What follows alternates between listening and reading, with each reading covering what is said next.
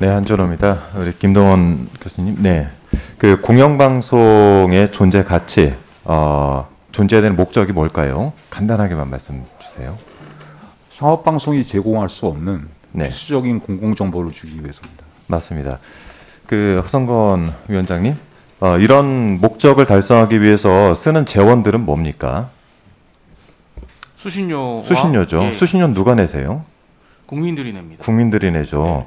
저는 그래서 우리 허성건 위원장님 발언 중에 좀 취소를 할 수 있으면 취소를 하셨으면 좋겠다 싶은 게, 무작위 추첨이 위험하고 국민들 다수 중에 무작위 추첨을 했을 경우에 상당수 다른 생각을 가진 세력들 뭐 이런 표현을 하신 것 같은데, 이런 분들이 문제라고 한다면 능력 있는 시민이라는 그 아까 워딩을 그대로 받았을 때 수신료도 그런 분들한테만 받아야겠죠. 예, 모든 국민들에게 받아야 되겠지만 지금 받아야 사장은 되는 한 겁니까? 명이고 주시는 겁니까? 사장은 한 명이고 경영진은 그러니까 제가 묻는 거면 답하세요. 그러니까 예. 무작위 추첨을 하는 국민들이 KBS 공영방송 사장을 뽑는데 부적격하다라는 표현은 국민들이 상당히 무시하는 발언이 될 수 있습니다. 그래서 부적격한 게 아니고 혹시 취소할 생각이 있냐라고 물어보는 겁니다. 예를 들어서 똑같은 생각이 제가 묻는 거에만 답하세요. 취소할 생각 없습니다. 네, 취소할 생각이 없다. 알겠습니다. 혹시 이건 좀 다른 얘기입니다만, 우리 헌법이 굉장히 중요한데 헌법에 권력이란 단어가 몇 번 나오는지 혹시 아십니까? 잘 모르겠습니다. 1조 2항에 한 번 나옵니다. 한 번. 헌법에는 권력이 한 번 나옵니다. 그 권력은 어디로부터 나오냐? 국민으로부터 나오는 겁니다. 나머지 법들은 네. 그 권력을 어떻게 쓸지에 대해서 사용 설명서 같은 거예요. 네. 그렇죠.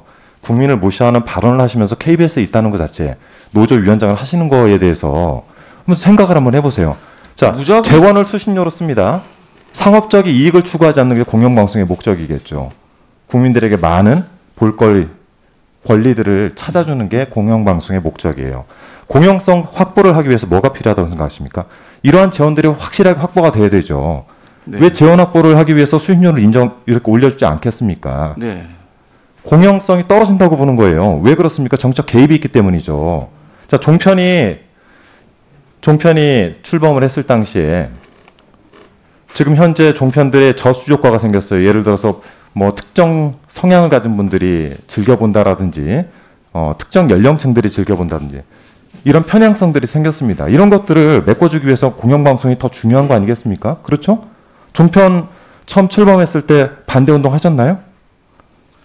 지금 제가 말씀을 좀 드려도 아니, 제가 예. 제 질의 시간이니까. 예. 혹시 하셨나요? 그때 같이 투쟁을 하셨나요?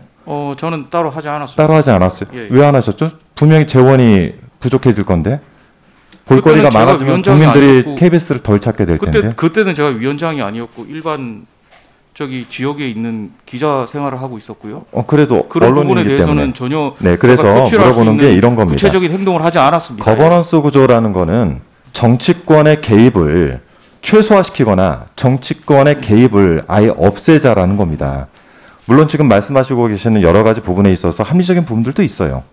그러나 다만 KBS란 공영방송이 가져야 되는 추구하는 가치에 대해서는 KBS의 일원이자 노조원들이 지금 한 1000여 명 약간 안 되시죠? 전체 한 4000여 분 정도 네, 되시고 한 그렇습니다. 4분의 1 미만이신데 네. 전체를 대표할 수 없는 입장에서 그거를 이런 자리에 나와서 말씀하실 때 조금 조심을 하셔야 된다는 말씀을 제가 꼭 드리고 싶고 걱정스러워서 그래요. 무작위에 그리고 대한 부분은 똑같은 거버넌스 내용을 얘기를 좀 마칠게요. 거버넌스 구조를.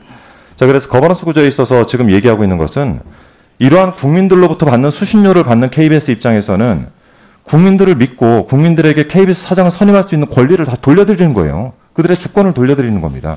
이런 과정 중에 보완해야 될 사안들이 있다면 많은 의견들을 주시고 이 부분들을 보완해 가는 게 맞겠죠.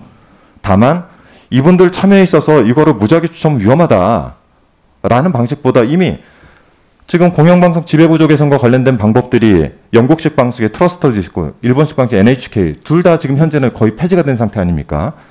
그나마 성공했던 독일식 방식을 좀 취하자는 것이 지금 저희 당에서 내놓은 입장이기 때문에 이런 부분들에 있어서 보완 사안은 사실 이 자리에서 말씀해 주시는 게 훨씬 낫다라는 제 개인적인 의견을 드리고요.